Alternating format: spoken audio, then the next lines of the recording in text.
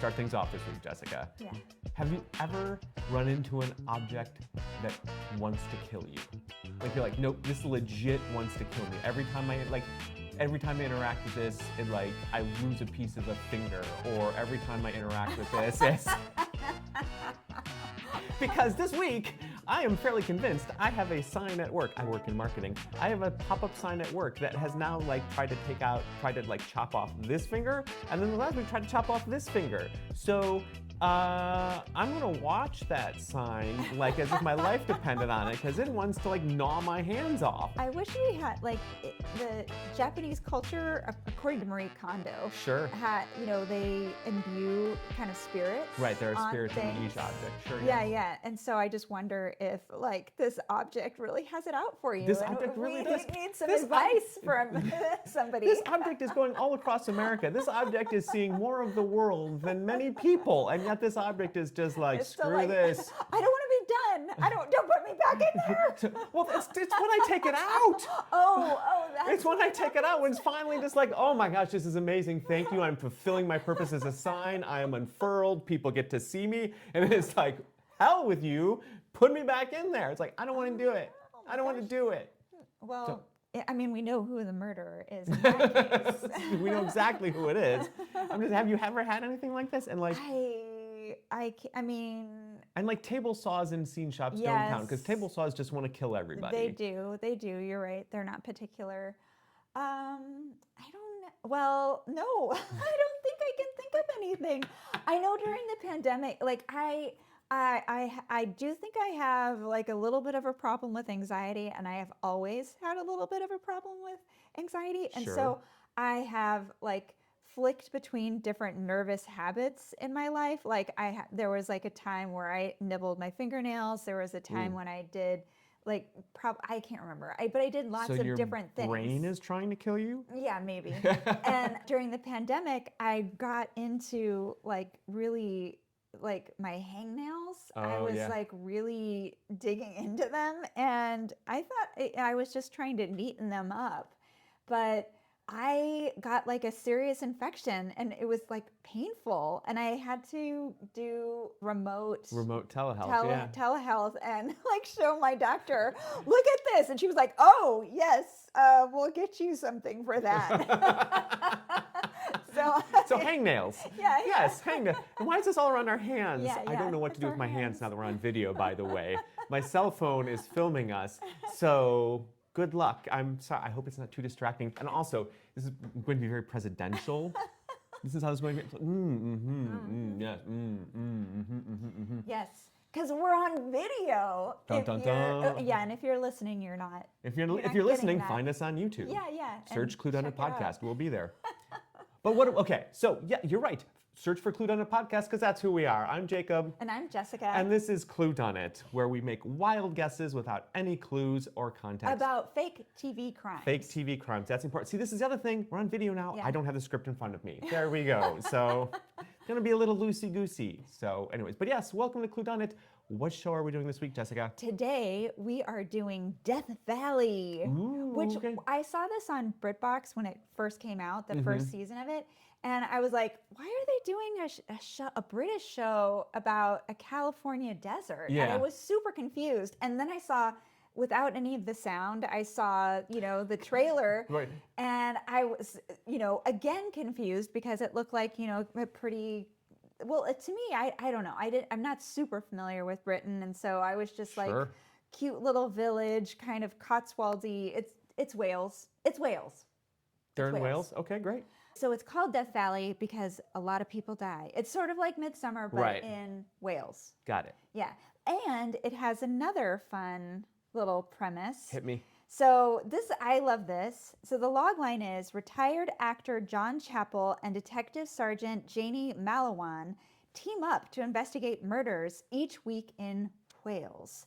So the thing is that Detective Sergeant Janie Mallowan has been a fan of this detective show her whole life. That's the premise. Right. The premise is that there's a retired actor and he's helping her. Yeah. Well, but in the first episode, how they get what I'm saying is how they get hooked up is she's always not hooked up, but how they get paired up, how they get how they meet up and whatever. Right. is that she has always been a fan of this retired actor.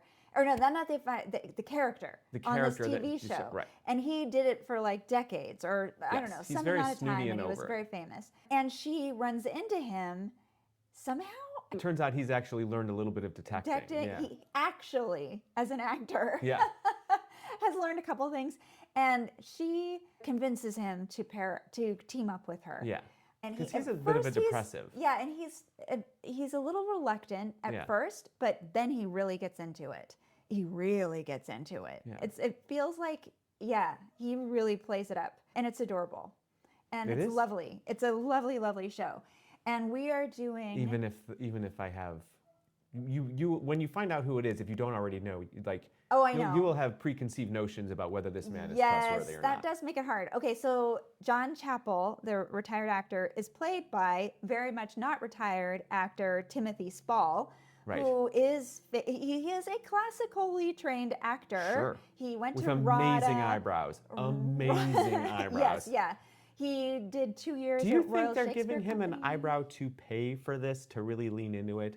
No. Why not? Oh my God, I hope it's an eyebrow toupee. Does that happen? I don't know. But I mean, No, I guess it could happen. it's in like the second No. episode where they don't always, but the ones I have seen, they kind of like show like an interview of his previous life as an actor or a scene from his previous life as an actor, and he was on something like, what was the show? Actor Studio, was that the one with James? James Lipton. James Lipton. He was on that, something like that, and he was like, it's all in the eyes. Watch the eyes, and then he gets this close up of like him doing like anger and shame and everything with the eyes, and he gets really close up to the camera, and his eyebrows are off the chain. I'm like, oh my God, dude. So take a trimmer to those. Those are amazing.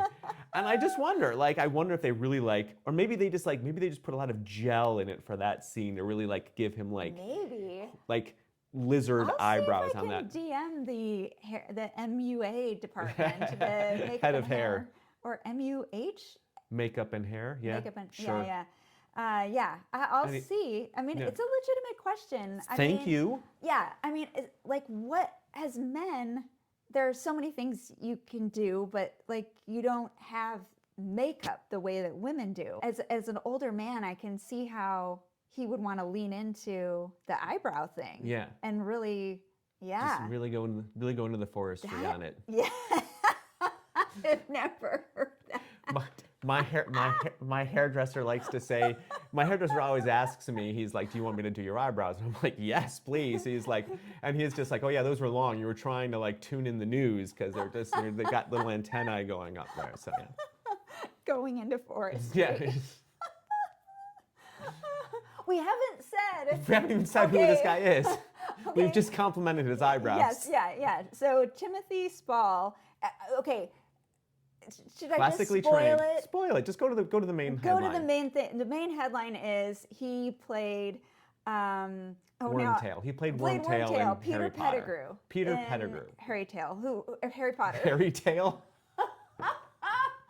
Sorry. That's Harry a different Potter. barber. Yeah, so he played the guy that turned into a rat, and yes. Is it the second season when he it's Azkaban. It's the Azkaban. So I think it's the third. It's the third because Chamber of Secrets is 2, Azkaban is 3rd, and that's when because he's been Ron's rat this whole time. I forget. Yes, it's been everybody's familiar through the years. Yeah. He calls it on IMDb in his bio. Yeah. He calls it his most hissable character. Oh yes, 100%. But that's why it's hard to trust him in this because he is a sniveling villain in that. And it's just notably, or he says he created arguably his most hissable and famous cinematic character. True. For sure. Yeah. But the other thing is that some people might remember him actually because Mike Lee always had him. Mike Lee, again with the Mike Lee. In the 90s. Yeah. He was in a bunch of his films. Life is Sweet, Secret and Lies, Topsy Turvy, All or Nothing. I have seen him in all of those, and it just didn't register. No. That's the second time Secrets and Lies have come up on this podcast, by the way, which is totally. The most I think anybody's talked about it in 30 years. Maybe, yeah. It's a good movie. Yeah. We should watch it again. I guess. Sure. Yeah. He's done a bunch of blockbusters since then too, and a lot of people may remember him from that. Actually, he was in Nicholas Nickleby in 2002. He was in a series of unfortunate events, probably also with amazing eyebrows. Was that the Jim? One of them, the Jim Carrey one. Okay. Yeah. The Last Samurai with Tom Cruise. Oh wow. He was in that. He played a comic character in that. He was in Enchanted, and he. Oh, he wasn't Enchanted. I didn't remember. Oh my God, he totally was. He was the villain henchman again in Enchanted. Yes, he was absolutely running along. Okay, that's great. Love that. Yeah. The weirdest thing I feel, not weird, but the funniest thing in his titles, his credits, was vacuuming completely nude in paradise.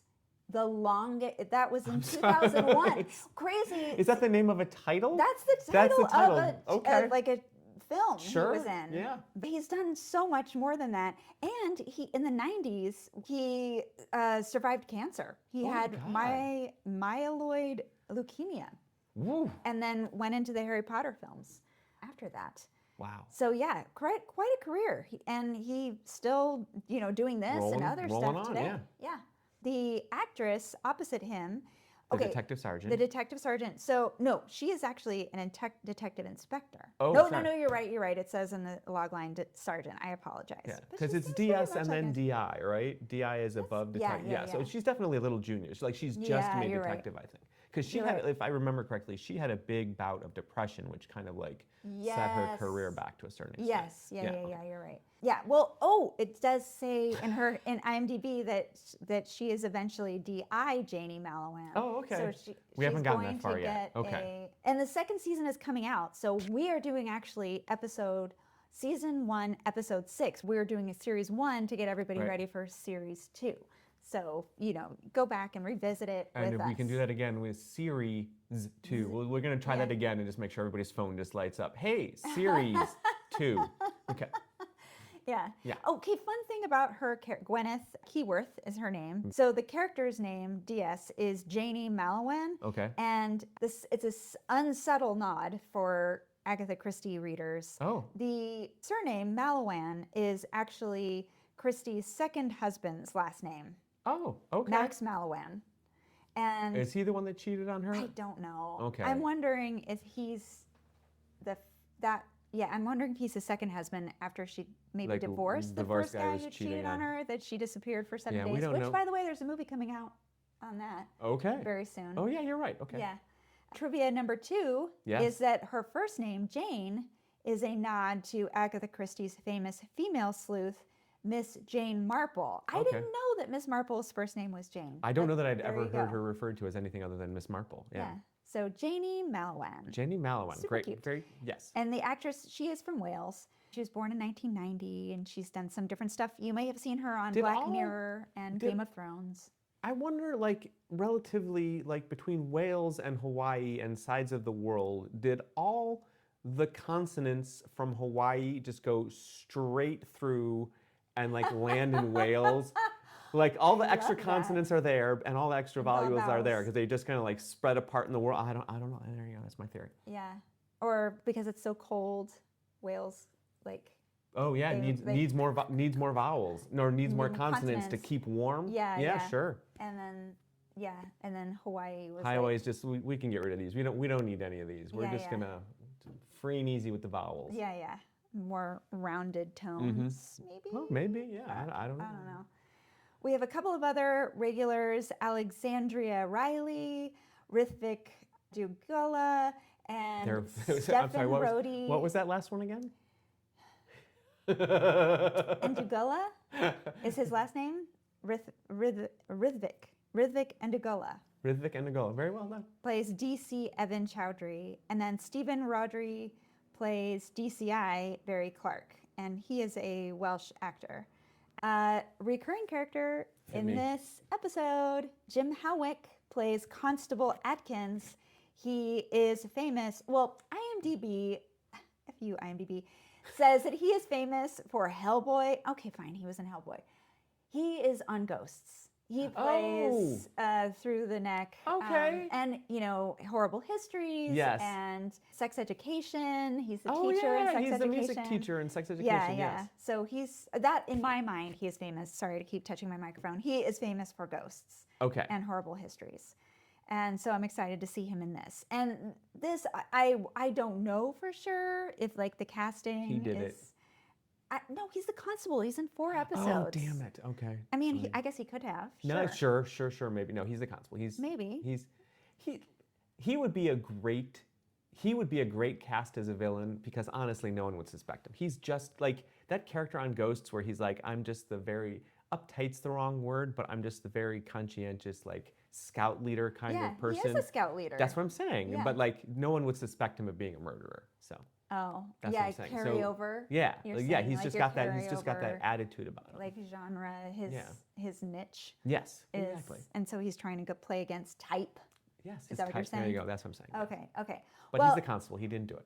I don't know for sure. So the director of this episode and 10 episodes of Death Valley also directed 15 episodes of Ghosts, including the entire 4th and 5th season and a Christmas episode, et cetera.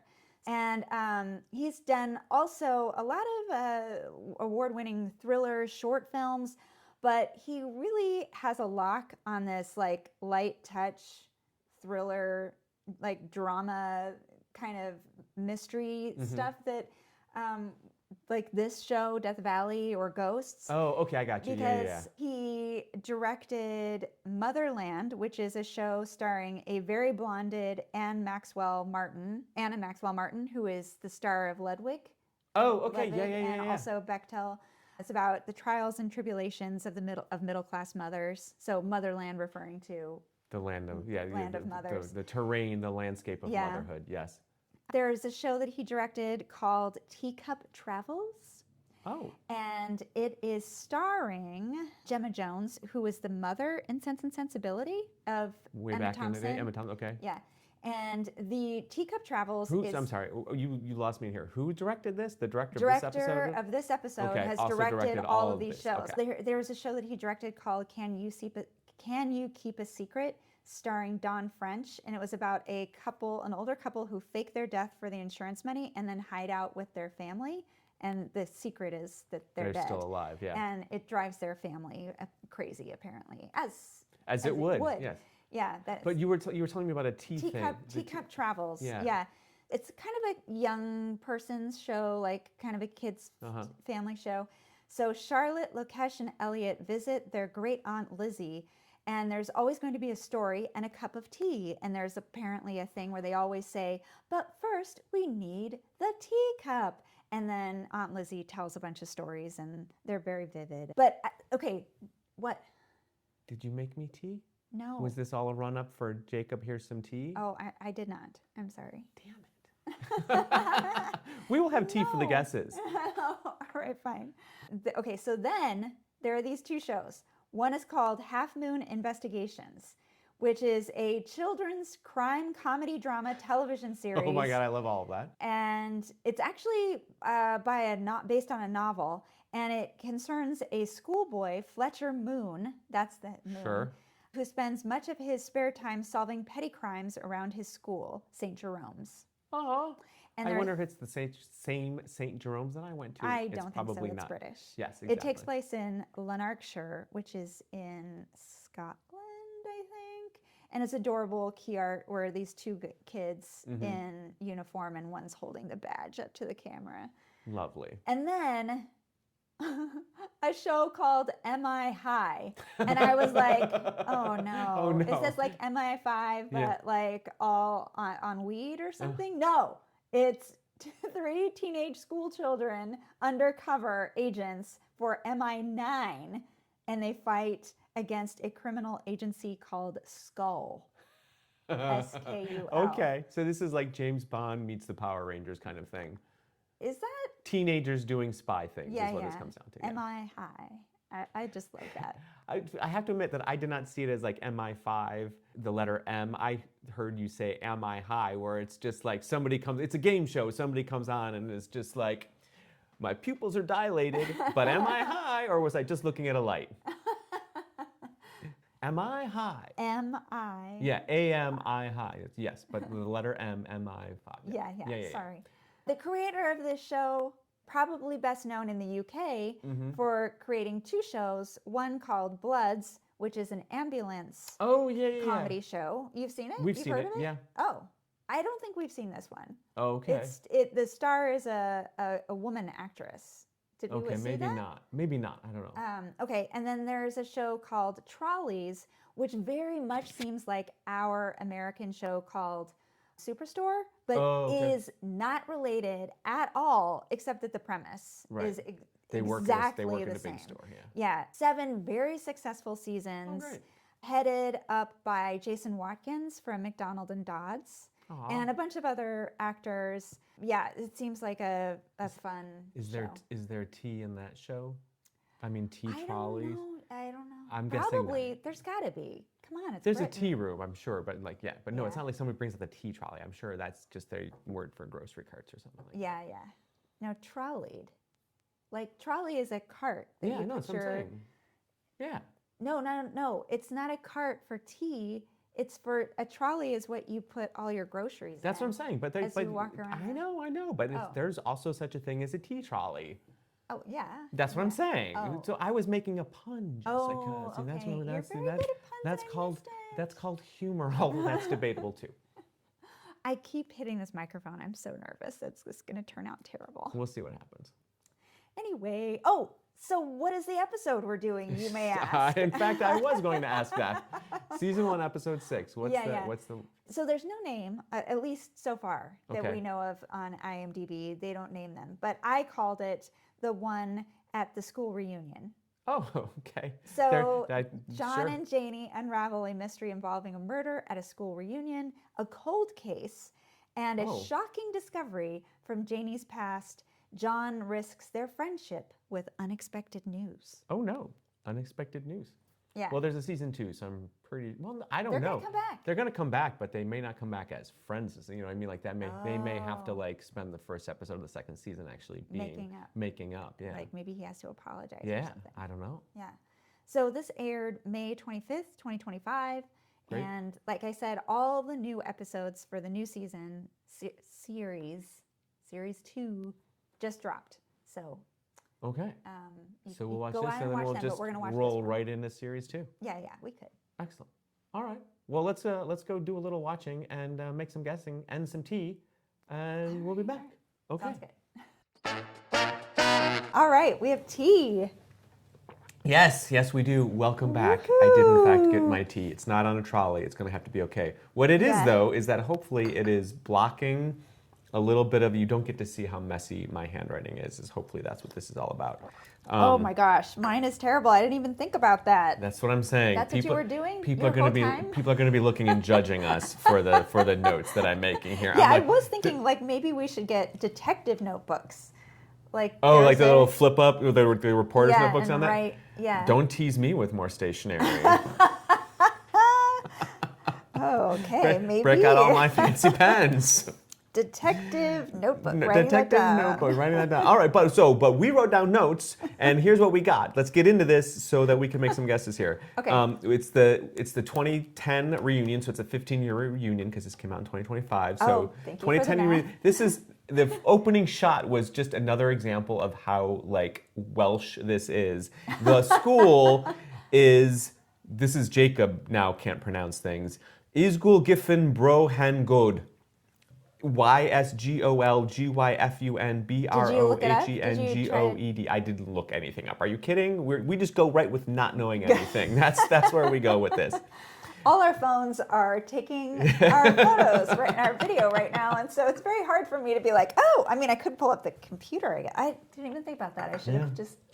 Whoops. There we go. We're moving on. Anyways, we start right up with their DJs saying "Make some noise," class of 2010. Pan through a whole crowd. This is a 2010 reunion, but everybody looks like they were dressed from 1972. Yeah, okay.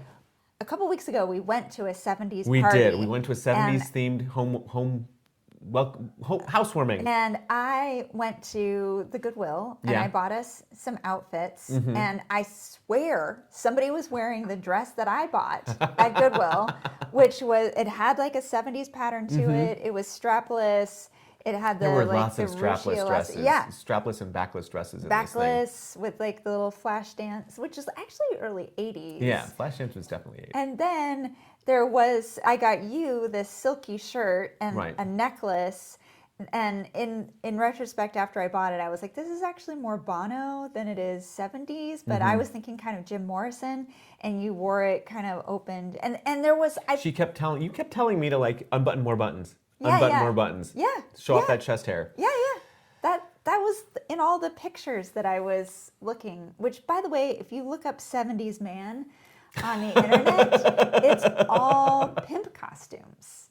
It's not like Mr. Roper. It's not like Mr. Roper or Burt Reynolds. It's just pimp costumes. Oh, there was maybe one Burt Reynolds. Okay. Yeah. But naked Burt Reynolds. Yeah, well, naked Burt Reynolds. Yes, that was a thing. Anyways, we're way off track. Anyways, we go past the DJ, and then we start scanning through the crowd, meeting people at the thing. The first one is a mumfluencer, an aromatherapy person who is bragging to this other woman that her life is so difficult. Her life is so difficult. Luckily, balancing. Yeah, balancing all these things. Luckily, her husband Reese is her rock. There's trouble in paradise there, and that's going to come up in one of my guesses. Okay. And then so we move on to her, or we move away from them, and then we go, like there's this one guy, there's this skinny guy, we didn't get his name, and he's talking to this woman in this backless, strapless dress, and he's like, am I married? Am I married? And we just kind of like walk past him. No, then he does say, it depends on what you mean by married. Yes. And she keeps listening because she's an extra. Right. And she doesn't say anything. And then we roll in to... And he's got a shirt and it's open again, like almost to the navel. And so I think this is 70s. 70s theme. We're going to find this out. Yeah. Okay.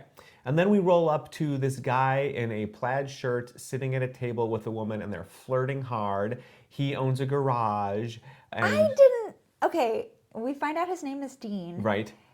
I did not get any kind of vibe off of him at all. Other than like just sort of being polite. You think he was flirting with her? He was definitely flirting with her. Becky Walsh. So he was flirting with Becky Walsh, and I think he even reached out to touch her. She reached out to touch him, but he was totally happy for all that. Oh, you're so good with your hands since you have the garage. Yeah, but he's playing into it. And then his wife rolls up in a wheelchair, and she's like, yes, he's married Becky Walsh, but now that you're in town, come down to the salon where I'll fix that mustache.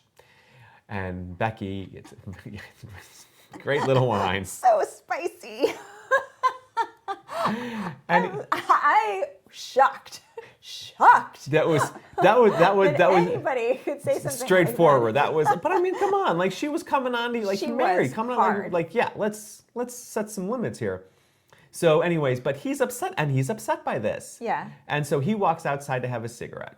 And then cut to the end of the party, the lights are on, like empty bottles and trash everywhere. People are looking around. Anyways, and then they are trash. They are trash. That's a great word for it. They are trashed. And then the wife rolls up and is just like, has anybody seen Dean? Cue the scream. Yeah. So, there's like an administrator guy who's like, everybody has to leave. Or administrator. Which I just want to say, he kind of reminds me of Ray Gruber in FISK. Gruber and FISK, in the show FISK. Yes. And he's like dressed like a sweater with a little shirt, and the sweater goes all the way to the sleeves and khakis. Yeah. It seems like he's definitely like, he just has principal vibes all over him. Like, well done. Yeah. Nice principal. But like clearly administrator principal vibes. Like, okay, kids, let's. He's like, yeah, everybody, you got to get out of here. But he's not like, he's not possessive of the place, or he just needs to lock it down so he can go home. He can go home. Okay, great. So they hear a scream. They go to investigate. The skinny guy who's like, I'm married. What's the definition of married? He has hooked up with Becky in some room, some like equipment room and by equipment room, like furnace room or something like some kind of like services room off the side of the gym. Yeah. They walk through the darkened gym, get to this. They weren't doing it, says the skinny guy. The wife screams. Dean is on the floor, face down, dead. And we don't see his body. We don't see his, it's a no, cozy, we see his body. We see his body, we don't see his head. We don't see his head, and there's no blood. Well, it's a cozy I know. show. I'm just saying there's no blood. There doesn't. But my point being, like, there's not a knife sticking out of his back. Yeah, There's not blood pooling on the floor around him or anything like that. He's just dead. But we don't see his head. So I think that somebody like smashed his head in is what it comes down to. Is what I'm saying, because we don't see the head. We just see the dead body. And that's where we got. That was 1:25. There we go. One of the things, like, the extras in this were immaculate. They were just amazing. Like, they understood the assignment, and as the camera panned and moved through the party, like, the extras each extra had a story going on. Yes. Like, there was a guy trying to hit on this other woman. That's exactly who he's dancing all over her, and she's not into it, but like he is like got his hands and he's really moving, and she's just kind of standing there like doing a little like Peanuts dance, just very subtly kind of like shimmying her hips kind of thing. It was like, okay, so you're not and there were other people being dragged across the dance floor, and there's other women just like full on like downing, whole wine bottles all over the tables. When you said trash, like, yes, these were some hard drinking people. Yeah, last scene as it starts and he's like kicking everybody out, there's a woman hanging over the back of a folding chair with a thing of beer. Yeah. So there you go. There we go. What have you got? What's your guess? Okay, I have a couple of guesses. So I started out with, I think the nurse did it because no one asks about her. Right, no one asks about her, and she's a nurse, so she would know how to kill somebody without leaving a lot of blood. Is that your guess? I thought about it. I was back and forth, but in the end, no. But that was. Okay. But I was thinking about it. Yeah, but I think where I have really landed is that the teacher. It's the teacher. It's the administrator in the cardigan. Not Ray Gruber. Yeah, the not Ray Gruber character. I think that not Ray Gruber. I like it. Dark horse. He has a will and trust. You really leaned into the FISK company on the side of being a principal here in this Welsh village. And so he can't do it, all the work because he is a principal. And so he wanted to hire Dean to like intern and, run the firm. But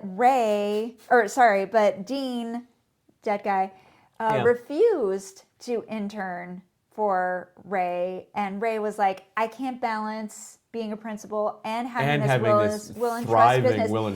Happening. And the thing is that Reese has applied to work for Ray. Reese does not apply to work for anybody. He's super poor and he's putting up a big front. And so he's like, I need to work. And so he needs this job, this will and trust job. Because otherwise he won't be able to pay for the Tesla. Yeah, but Ray Gruber dislikes Reese because Reese is gross and annoying. You have really dug into this. Yes. And so, I think that he is so mad that he is going to have to hire Reese because Reese is the only person that has applied, that he's like, Dean, you've made me so angry. He just kills him right there. Even though he wants to make Dean work for him in order to avoid Reese. It's a business relationship gone bad. Like this is like, instead of a love relationship gone sour, this is a business relationship gone sour. That's I think it has almost nothing to do with the reunion. Basically, you're like, you leaned into FISK, and you're like this will and trust guy. Really, like he wanted to find somebody that he could like bestow the and Dean was like, I've got a garage. I'm going to have my garage, and my wife has a salon. We have businesses in town. Small business people. I don't want another business. And Ray is like, but you could make so much more. Just be like my paralegal, my front desk webmaster. I'm wondering what the overlap, the Venn diagram of people who listen to this show and also like FISK. I wonder where we're going there. You're doing a great job of selling it. Please, you're doing a great job of selling it. Go FISK. All right, I get that. So Reese also is involved in mine as well, but I don't think it's going to be Reese. I think that's too obvious because I'm going to drink my tea. You talk. Please do. I do think Reese is involved in all this. So Reese, I think so. after like Reese insults the nurse, Reese walks out. Yeah. And then after Dean has the fight with his wife, his wife comes in and breaks up his flirting with Becky, he walks out to have a cigarette. So I do think that like Reese is going to be like the first suspect, because I think Reese and he got into a fight outside because Reese is very dismissive of his garage because Reese has a Tesla. Yeah. He has no need for a garage. Right. But he didn't actually do it. What actually happened is that somehow Dean caught the mumfluencer cheating on her husband. On Reese? On Reese. So I'm not sure if she was cheating on Reese with Dean. I don't think it was with Dean. I think we're gonna find out that Dean is in fact a stand-up guy. But she was cheating on him with somebody because they were in the back room because of the whole like we weren't doing it here. This is clearly the room where people go to make out with things. So he found them and she's like, oh, I can't have you like wrecking my influencer status and wrecking my life. So before he can leave, she just brains him. So good. Because she's an aromatherapist, and so he's gonna smell like something. Ooh, and yes. Now that she's killed him, and so they're gonna recognize it. Right. There's like gonna be a whiff of something that they're gonna be like, I think I smelled something. Yeah. But maybe, because in the log line, when we were talking about the show, you were talking about how, like, what's his bucket? Eyebrow guy, who's the actor? Timothy Spall. Timothy Spall. He, like, does a thing which maybe upsets the other main character in this. And I think it's going to have to be the Janie Mallowan. that maybe But Timothy Spall is the actor's name. I can't remember the I can't character's remember name. John Chancer? In any event, maybe the thing is that he does have to like point out to her that no, he was cheating on his wife. He wasn't this great guy that you remember, and that's what upsets her. I don't know, but in any event, Mumfluencer did it because Dean knew that she was cheating on her husband. Maybe with him, maybe not, but that's my guess. The Mumfluencer. Oh. Yeah. But who is she doing it with? Maybe the administrator. Maybe the administrator. There you go. Wrap it all up in a bow. Wow. All right. All right. Let's finish the tea and finish the mystery. Let's do it. Okay, Jacob. We didn't do the swearing in. We didn't. Do you want to do it now? Sure. Repeat after me. You repeat after me.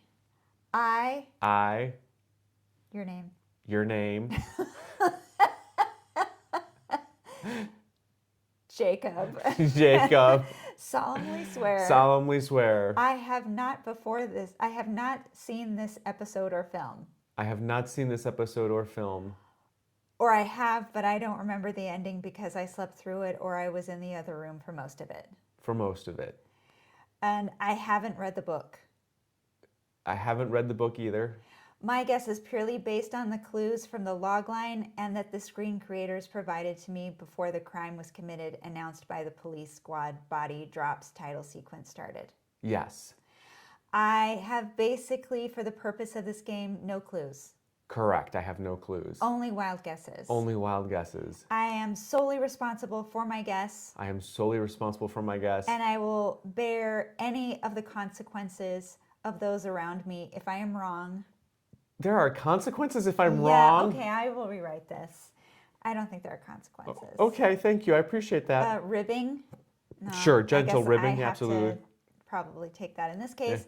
Yeah. And cheerfully accept compliments to my prodigious detectival intelligence when I am right. Detectival? I'm not sure that's... You're trying to say adjectival? Do you want these compliments or not? Give me the compliments. I do. And if so, I do. Or I agree. I agree. Okay. I agree to all of that. And I deserve the compliments because why? I know. I got it right. This is 2 in a row.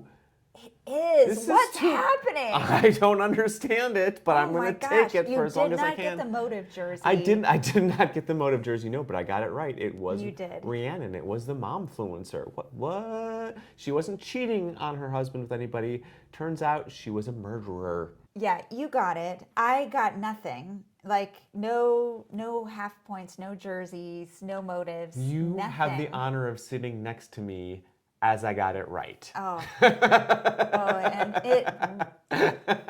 it feels good, doesn't it? It feels good to be all like, wow, I'm so glad I'm with somebody who's so smart about these things. Shimmer. The shimmer, just the, oh my gosh, hopefully a little bit of that rubs off on me, even though I'm pretty sure that I'm ahead in the standings anyways. Yeah. Yeah. Yeah. I mean, go ahead, explain it. So this is very weirdly convoluted. Spoil it. Lots of spoilers going on here, but I'm sorry, I have to address something that's happening right in front of me right now. Jessica, there's a joke in here that they talk about Cluedo in the show. Well, Dean was killed with a spanner. The wrench. The spanner. The spanner. Yes. The wrench. And the coroner is like, oh, I have been wanting a spanner for years. Finally ticked that off. And then she says, but what I really want is the lead pipe. It's so hard to get a good lead pipe killing. Well, there's a couple things I have to point out about this. One, you have a magic marker cap. Yeah. What was the weapon for the magic? And why do you have a Barbie shoe in there? Is the shoe like that? I think that at one point I was playing with some other people and I thought that I needed to add some more things. Right, just zhuzh it up a little bit. And also, it always weirded me out that you've got this metal thing, all pewter, and then there's the rope. Like, it's just a totally different texture, and I thought that was, it's plastic. I always thought that was weird, and so I was like, I'm going to balance this out. You can get killed by a spike heel, maybe. Yeah. And I thought, the pen is mightier than the sword. You did not. And so I put a marker head in there. I also love, and That's what I did as a kid. And this is a little gross. There is an old pencil in there that still has chew marks on it. Yeah, well, that's maybe me, maybe other people I played with. Were you someone who chewed on your pencils? I don't remember if I was. Maybe. I told you, I went through a lot of different anxiety phases. And then I was done with them. I moved on. I was not doing that thing anymore. Is this it for me? Is this what's really? No, not going to do this. Is this it for me? No. It's a really lucky thing you never got into smoking. You'd be like, oh yeah, this is the thing. You and David Sedaris, you just be out there like, yep, this is the thing. It's probably true. You know what there also is in here? A curler. I think I made it a 4. I was like 4 plastic things and 5 4 plastic things metal. and 5 metal things and curler, magic marker cap, or a tiny doll shoe. Any one of those things, very deadly in the wrong hands. Yeah. All right. But I was right. I guessed Rhiannon. So back in the day, there was and I totally forgot about the cold case section of this mystery. It might have changed my guess. I'm glad I did, because clearly I got it right. The cold case would have thrown me off entirely. Anyways, the cold case is that back in the day, a backpacker going through town was killed in a hit and run accident, and they were trying to figure out who did that. Well, that stirred up a couple things. Dean figured out who did it and went to confront Rhiannon about it, and Rhiannon killed him to keep the secret safe. But what we were meant to believe throughout this whole episode is that Janie's best friend from high school, who killed herself after their graduation from high school year, after she killed herself, but we were meant to believe everything was pointing towards the fact that she was the hit and run driver, and that's why she did it. She did it out of guilt. But Janie knew better, and at the very end, in a very sweet scene, she realizes, oh, I was right.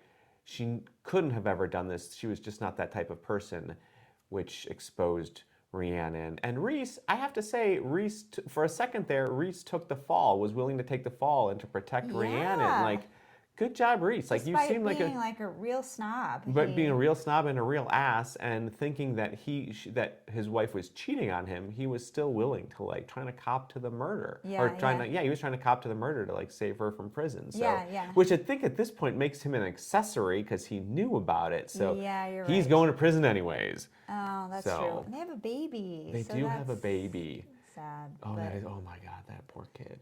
Aww. Yeah. This is what happens. This is why you shouldn't be influencers. I'm glad we're not influencers. Yeah. But yes, so I got it right. Yay. Applause, Good applause, job, applause. There we good go. Thank you very job. much. But I don't know. I had forgotten how much I liked this show. This show was so much. Oh my gosh. The jokes come. I won't say Fast and Furious because this is not like a sitcom or anything like that. But there are consistent, funny, and they're just throwaway jokes. Yeah. They're just throwaway, run right by him kind of jokes. Sometimes they're throwaways. Sometimes they're whole monologues. What do you mean? Well, like that bad apple thing. Right. Okay. Like, yeah. It's kind of a long monologue, the bad apple monologue. So the beginning. police chief in this is upset with Janie for having a consultant or having somebody help her with all these cases. He is no longer allowed to work. And he actually said he was going to kick her off the force, except that the higher ups are so impressed. She's been working with. Right, they John. were so in love with John that they were able to keep her on it. But so the police chief, who is famous for his malaprops, has this whole thing about you're a bad apple. We can't have bad apples. That one bad apple spoils the whole barrel, and that's an old police saying. And everyone's like, no, it's just a general saying. So, but yeah, I mean, I guess. And then it comes back later, and he has a whole other monologue where he's like, "You're a shiny apple." Yes. You're a police apple. This is going to be this is high on the Christies for me because there is so much going on in this episode. And there's with so stories. many characters that we talked about at the very beginning that nothing. We never saw the nurse again. Never saw the nurse again. We never saw Becky Walsh again. Yeah, you're right. We never saw Becky Walsh or the guy who was defined married. Like we never saw any of those people again. Him again. Didn't even interview. No, I take that back. I think we did. I think you're right. I don't think they even took witness statements. And we got a lawyer. We got a great Everybody lawyer. knows everybody in this town, yes, too.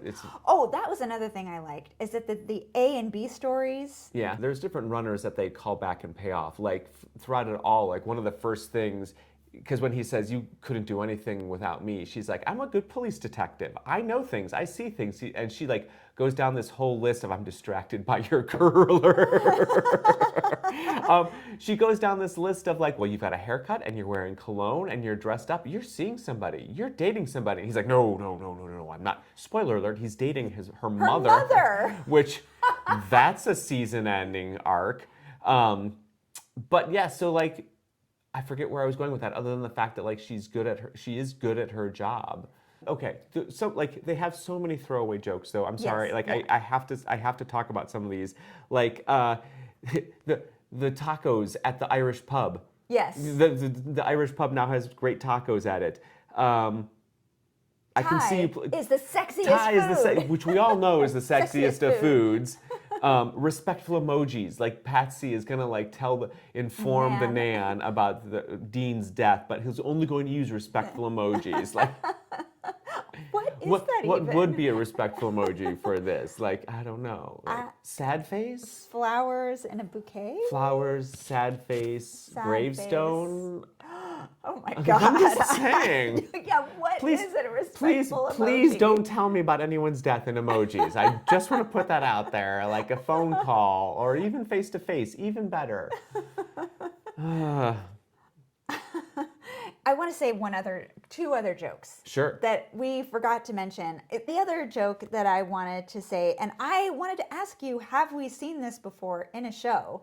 But a frequent trope in these police procedurals is the investigation room with the tape recorder. Yeah. And like Prime Suspect has all this business with the tape recorder. Lots of places have, And I think Vera, has a whole thing about room.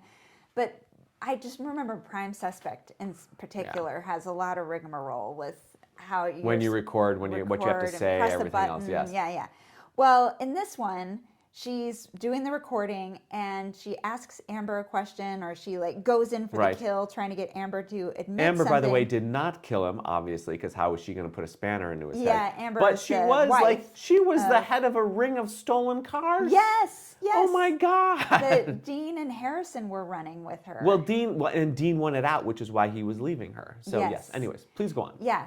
So she she's putting up a big thing like, why am I here? I have to go give Kath Botox.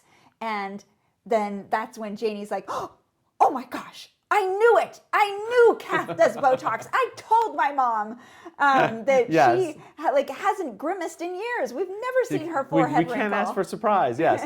You can't get a surprise out of her. And then she leans into the tape recorder and let it be record or let it be let it be on the record that Celia Donnell is a big fat liar. Kath is a liar. Liar. And I was like, have we seen I don't that think we've used no. ever like that? And a little fit of peak like that. And Yes. again, to like let the air out of somebody. I'll just say that. Somebody can't get too full of themselves. Yeah. This show, like, it's very localized, but it is also like the whole world is also still... Right, the Welsh are still very in touch with the whole rest of the world. People are going to Dubai. Provincial. People are like, there's tacos at the Irish pub. Yeah. There's Thai food. So it's like the whole world there, but also still very like sweet and unique villagey and local. But I just loved that. I think if we have an award for the best, investigation room conversation. Best interview. Best interview. That is going to be mine. That is okay. So far, at least. I'm sorry, Helen Mirren. I'm sorry, Vera. It's this one. That one's leading for me, at least right now. Gotta have priorities. Okay, Christie's. Christie's. Like I said, I think that I'm going to give this one at least a 7, and I may even talk myself into an 8 at the other end of this by the time I'm done with this, because even though I got it right, I was completely wrong. But even halfway through this episode, I was like, geez Louise. Like the number of steps that are happening in all of these things to get to this place. Like normally you have, like, I'll give you 2 twists. Do you know what I mean? Like I'll give you okay, here's your first suspect. Oh, that didn't pan out. Great. Then there's another one. Great. Oh, now we're back and we've got it. 2 twists. 44 minutes. There were just so many twists. Abby is the head of a ring of stolen cars, and her friend Sean killed this person as a hit and run driver. Oh no, she didn't. No, it was this person. And now this on top of this, layered in with the cold case that they were doing on this. There was so much. We talked about this a little bit. There was so much going on with this that I think this is at least an 8 for me in terms of Christie's. And there were so many characters in the beginning that we just never saw again. Yeah. I was always expecting something from them, and so that took me off another road, which I felt like was like another that's exactly complication. Exactly. There's all these different complications happening everywhere. It's just like, I don't know what's going on with this. Yes, at least an 8 for me on the Christie's. Well done. I did say a 7. Okay. I said for lots of characters, misdirects, lies, Kath's lies about her Botox. Right. Vicious Botox lies. Which were one of the clues. Right. Rhiannon wore her husband's shoes because they wear the same size. They wear the same size, and she was just in a rush. So and Reese is like, I wear a 9 and she wears a 7. And then they go, never mind. Don't make us Cinderella this. Yeah, don't make us Cinderella this, which I love, but also that brings up the whole weirdness of like men's shoes always... Men's shoes, for whatever reason, sizes bigger than women's shoes. Yeah. Even in other countries. I thought this was like a U.S. problem. I don't know what you call it. A discrepancy or. I got nothing. Eccentricity of the British weirdness or something. The U.S. or something. But no, I guess it's something that happens in other places. I wonder how many other places. I want to give a shout out to the sound designer and the sound crew on this show. Okay. Yes, 100%, because she's a momfluencer, and she is on stage at least twice with a stroller or a baby carriage. You never see the baby, but you hear baby coos. You hear babies fussing. Like you hear is like the baby is meant to be there, but the baby is never there. There was never any kind of baby there. I remember one scene at the restaurant? I thought there was another one in there, but I was all like, you're doing a great job of trying to convince us there's a baby in that pram. Yeah. There is not a baby in that pram. In that pram. Yeah, so well done, sound guy. Well, good director. Yeah, well, there you go, that too. So I guess maybe the rest of the world knows this because Michael Sheen frequently shouts it at his Welsh football team. But Kaki hook? No, Boybach. Boybach. Which means, sorry. Look it up. I did look it up. I just forgot. Well, she's... Okay, it means sometimes translates literally to little boys. However, in conversation, it's used as an affectionate term of endearment to mean lads, mates, or good friends, and it can also mean good heavens or oh my goodness when expressing surprise. Okay. So we hear somebody say that like 2 or 3 times in this episode. At least once I heard it. The principal does it at the beginning. Oh. And then somebody else says it at another, maybe like a 3rd time. I do remember hearing it. I can't tell you how many times. Anyway, Boybach. Boybach. What I will also say is there's a great, so Jessica had to take notes on this because she's like, if they're going to tell me how to pronounce it, I'm going to write it down. That is so true. Okay, now I did write it down. So Janie, how do you actually pronounce Janie's last name? Mallowan, not Mallowan. Yes, accent on the 2nd syllable. Yes, Mallowan. And I had to write that down because if you're like you said, if you're going to give me the pronunciation, better pay attention. I will try to pronounce that correctly. Good job. Well done. Thank you. All right. Well then, it's time for me to put on my glasses because if you're not watching us on YouTube, by the way, we've started recording these and using these. Well, we've been recording these. We've started doing video with these. So find us on YouTube, Cluedunnit Podcast. You can watch us, but that means that you get to watch us read the final script. So here we go. Hey Detective Collective, thanks for listening. But before you go, be sure to follow and subscribe to the podcast and give us a review on Spotify or Apple Podcasts. Or just tell someone about us, someone who watches these shows. And get in on the break room water cooler TV mystery fan discussions in the comments at Patreon. Plus, get even more exclusive content when you become an official detective at $5 and $10 a month levels. You'll get raw footage, exclusive episodes, funny merch suggestions, and more. So go to patreon.com/ClueDunnitPodcast. Stay in touch.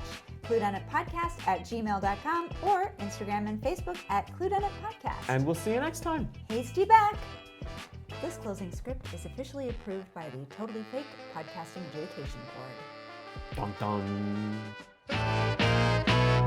The door closes and it pans down the street into the valley. The valley, and then you see the homes all the way down the valley and up the valley, up the other I don't side, know if they call it like a hill. There's probably another Welsh name for it, but it's all green on top. The houses don't go all the way up the mound. Mound? It's kind of moundish more than it is hilly. We'll just call it the Shire. It's pretty much the Shire. That's true.